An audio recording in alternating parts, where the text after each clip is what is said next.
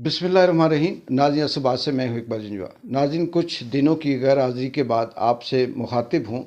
बहुत सी अपडेट्स ऐसी थी जो आपसे शेयर करनी थी, कुछ तो ऐसी हैं कि जो लग ये रहा है कि वो अब उन पे बात करना कोई मकसद नहीं है, लेकिन चले फिर भी आप रिकॉर्ड की दुरुस्तगी के लिए या रिकॉर्ड में रखने के लिए आपके साथ शेयर करते हैं।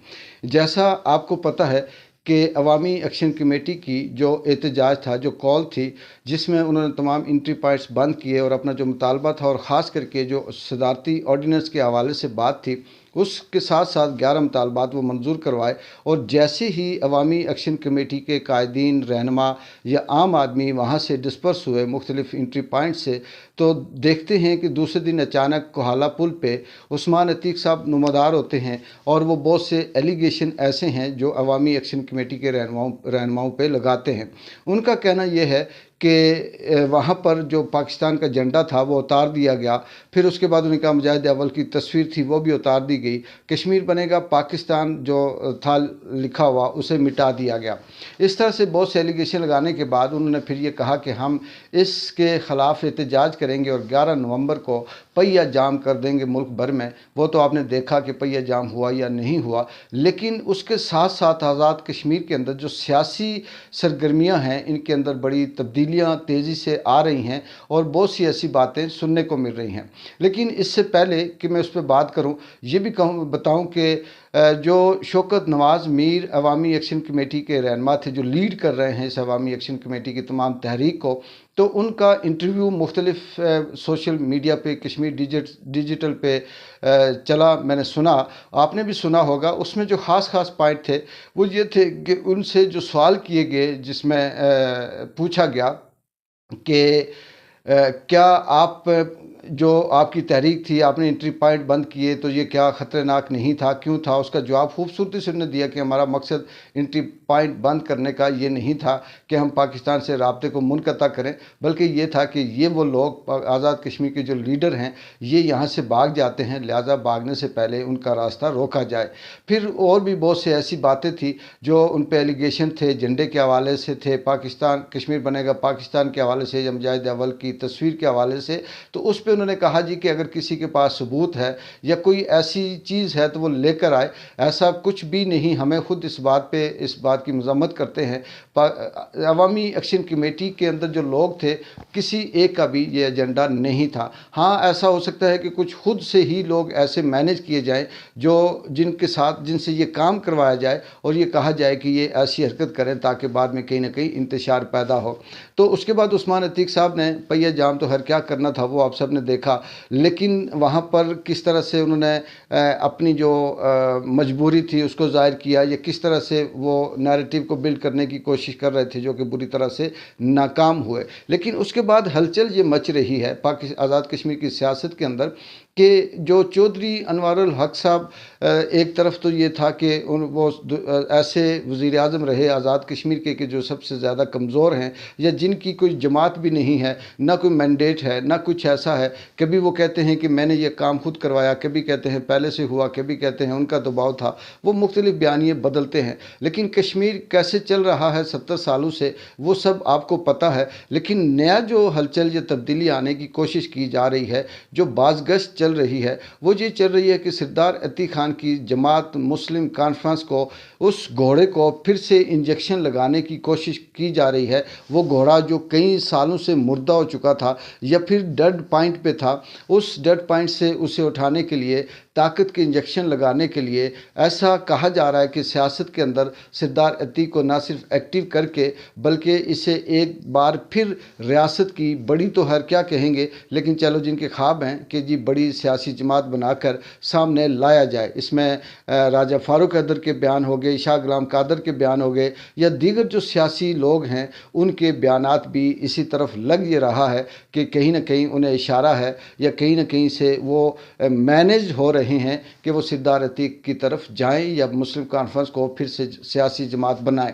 इसके साथ बाकी भी जो सियासी जमातें या सियासी रहनुमा हैं उनको भी कहीं ना कहीं मैनेज किया जा रहा है, क्योंकि जो देखने वाले हैं वो ये देख रहे हैं कि कश्मीर को जो पहले सारे का सारा कंट्रोल था अब वो उनके हाथ से निकलता जा रहा है। वो अवाम जो अब समझ चुकी है, जिनके ऊपर ज़्यादतियाँ की जा रही हैं, पाबंदियाँ लगाई जा रही हैं, सदारती ऑर्डिनेंस जैसे हुक्म नाफिज किए जा रहे हैं, तो उस तरह से ये लोग मैनेज होने के कंट्रोल होने के बजाय ज़्यादा से ज़्यादा नफ़रत पैदा होती है और दूरी पैदा होती है। अब यहाँ सबसे बड़ा सवाल ये पैदा होता है कि क्या सरदार अतीक की जमात मुस्लिम कॉन्फ्रेंस एक बार फिर पूरे आज़ाद कश्मीर के अंदर सीटें लेने में कामयाब होगी? ये बहुत बड़ा सवाल है। इस सवाल का जवाब अभी देना कबल अज़ वक्त होगा, लेकिन इस पे अपना जो तजिया है, तबसरा है, वो मैं आपसे शेयर करूं कि मुझे ये लग रहा है कि अब आवाम उस लेवल से निकल चुकी है। अब आवाम के अंदर वो शऊर आ चुका है कि सरदार अतीक खान ने जो अपनी दौरे हुकूमत थी या पिछले 70 सालों से वो जो मुस्लिम कॉन्फ्रेंस का चूरन बेच रहे थे, कश्मीर बनेगा पाकिस्तान, उन्होंने कश्मीर के अंदर क्या किया? कौन सी ऐसी डेवलपमेंट थी जो कश्मीर के अंदर की गई? कौन से ऐसे प्रोजेक्ट थे? कौन सी ऐसी चीज़ें थी जो आम आदमी के लिए, आवाम के लिए बेहतर हों? अगर हम दूसरी तरफ बात करें तो उनसे बहुत कम अरसे में 11 महीने, जिसने 1 साल भी पूरी नहीं की, जो तनवीर इलियास की हुकूमत थी, उन्होंने आकर बड़े बड़े प्रोजेक्ट का अनाउंस किया, प्रोग्रामात शुरू किए, ऐसे प्रोग्रामात जिनका आज़ाद कश्मीर को डायरेक्ट फ़ायदा होना था। इस तरह से बहुत सी ऐसी और भी चीज़ें थी, लेकिन यही चीज़ तो हैंडलर को पसंद नहीं थी, यही चीज़ तो कई मैनेज करने वालों को पसंद ना आई और तनवीर इलियास की हुकूमत को ख़त्म कर दिया। लेकिन दूसरी तरफ अगर हम बात करें तो बिल्कुल ये चीज़ हमें समझ आ रही है कि सरदार अतीक खान को कहीं ना कहीं से ये वापस उम्मीद दिलाई जा रही है कि हम तुम्हें आज़ाद कश्मीर की जमात के अंदर, सियासत के अंदर फिर से ज़िंदा करते हैं, बड़ी जमात बनाने की कोशिश करते हैं और तूने वो काम करना है जो इससे पहले नहीं हो सका या जो रह गया। लेकिन इसके अंदर जो असल बात है वो ये है कि क्या अवाम अब मानेंगे? क्या अवाम अब उस तरह से उन लोगों को वोट देंगे जो मुस्लिम कॉन्फ्रेंस की तरफ जाएंगे, या फिर आज़ाद कश्मीर के अंदर भी फार्म 47 और फार्म 45 वाली गेम की जाएगी या खेल खेला जाएगा? ये सारी बातें अभी तो कबल अज़ वक्त है, लेकिन जिस तरह से हालात हैं, जिस तरह से लोगों के नज़रियात हैं, जिस तरह से नौजवान नस्ल कश्मीर के अंदर उसका शऊर बेदार हो रहा है, उससे ये लगता है कि अब ये चीज़ इनके हाथ में नहीं आएगी। हाँ, बहुत ऐसा है कि जो जैसे कराची मायदे के अंदर कश्मीर का जो 1949 में मायदा हुआ, उसको सामने 1990 में लाया गया, तो इसी तरह से बहुत से ऐसे बातें होंगी, जैसे कश्मीर के सौदे के हवाले से बहुत दफ़ा तमाम जो कायदीन हैं, या शौकत नवाज़ मीर भी ये कह चुका है कि कश्मीर का जो मामला है वो सारे का सारा तय है, और इस तरह से और भी लोग, तो ये कहीं किसी ऐसे शख्स की तलाश में होंगे कि जो ये वाली बात सामने ले आए कि हम कश्मीर को अब किस तरह से रखना चाहते हैं। और इसी तरह से जो अवामी एक्शन कमेटी के रहनुमा शौकत नवाज़ मीर हैं, उन्होंने मज़ीद जो बातें की, जिसमें हक़ हुक्मरानी है, हक़ मलकियत है, या कश्मीर बैंक के हवाले से है, या दरिया तकसीम के हवाले से है, कश्मीर के जो वसाइल हैं उनका इस्तेमाल कश्मीर के अंदर हो, इस तरह की बहुत सी ऐसी चीज़ें हैं जो कश्मीरी को बग़ैर किसी के बताए ख़ुद इसके जहन में हैं। लेकिन अब जिस तरह से माजी के अंदर कश्मीरी जो हुक्मरान थे, ये एक कठपुतली की तरह चलते रहे और ये सिर्फ आवाम को टूटी खंबा और इसके पीछे भगाकर और एक आध रोज़ी नौकरी देकर, उन्हें लालच देकर मैनेज करते रहे। अब आवाम किसी नौकरी टूटी खंबे से निकल चुकी है। अवाम को अब समझ आ गई है कि हम कहाँ खड़े हैं, किस दौर से गुज़र रहे हैं और हमारा मुस्तकबिल क्या है और हमें अपनी जदोजहद में क्या क्या करना चाहिए। ये वो चीज़ें हैं जो आने वाले वक्त में इस अवाम को हम देखते हैं कि इसके शऊर के अंदर तो हैं, लेकिन क्या सरदार अतीक खान इसमें मैनेज कामयाब हो पाएंगे? क्या लोगों को फिर से ये अपनी तरफ राग़िब कर पाएंगे? मतलब ये नहीं है कि अगर मीर अकबर साहब इनकी तरफ चले जाते हैं, या फ़ारूक हैदर चले जाते हैं, शाह गुलाम कादर चले जाते हैं, या तनवीर इलियास को भी مسلم کانفرنس میں شامل کر دیں یا کسی اور اس طرح سے بے شمار جو رہنما ہیں مختلف سیاسی جماعتوں میں، پیپلز پارٹی سے، نون لیگ سے یا پی ٹی آئی سے توڑ کر ان کو مسلم کانفرنس کے اندر لایا جائے اور یہ کہا جائے جی کہ اب آپ جیتے.